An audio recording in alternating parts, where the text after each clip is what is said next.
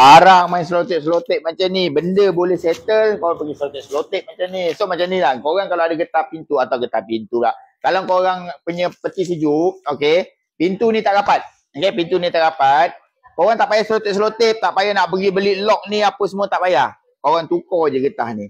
Tak susah pun. Boleh DIY je. Boleh buat sendiri je. Contoh ini jenama apa ni? Okay, ini jenama Panasonic. Okay, cara nak buka dia. Nanti akan tunjukkan juga cara pasang. Cara nak buka dia kalau getah ni dah rosak. Daripada penjuru ni kau tarik keluar. Tarik keluar macam ni. Nampak kan? Tarik keluar. Okay. Tarik keluar. Order getah baru. Mana nak dapat aku boleh contact saya nanti Okay, so beli getah baru. Lepas tu pasangkan semula. Contohlah getah dah sampai. Letakkan dekat sini. Ini cara nak pasang tau. Letak kat sini. Pasang 4 penjuru ni terlebih dahulu. Penjuru sini pasang dulu 1. Penjuru sini pasang sini 1. Penjuru sini pasang dulu 1. Penjuru belah bawah sini pasang dulu 1. Kenapa kena pasang penjuru-penjuru? Sebab getah yang baru ni, bila korang pasang tanpa pasang penjuru dulu, nanti kamu tekan sampai bawah ni dia akan jadi terlebih. Sebab getah baru ni dia ada panjang sedikit. Sebab memang kilang buat panjang sikit. Supaya nanti lama-lama kita pakai 10 tahun, kita pakai 7-8 tahun, dia kecut, dia tak tercabut. So jadinya, lepas dah pasang penjuru, tekankan dia semula.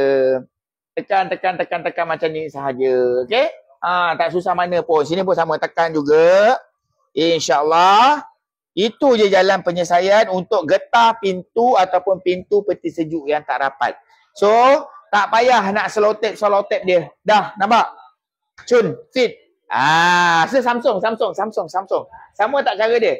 Sama je. Ni Samsung. Pergi penjuru, buka, tarik. Okay, buka. Ini getah dia, Samsung. Buka, tarik. Order baru, macam mana nak order? Okay, wasabi saya letak dekat sini. Tekan penjuru. Okay. Tekan penjuru sini juga. Tekan penjuru sini juga. Dah, ingat. Lepas tu, tekan dia habis. Tutup habis. Macam tu je cara nak buka dengan nak pasang getah pintu peti sejuk rumah kita. So, boleh buat DIY. Senang saja, okay? So, insyaAllah, macam itulah tutorial video dia. Cara nak buka, nak pasang getah pintu peti sejuk. Saya harap video ni bermanfaat. Tolong share. Assalamualaikum. Bye-bye.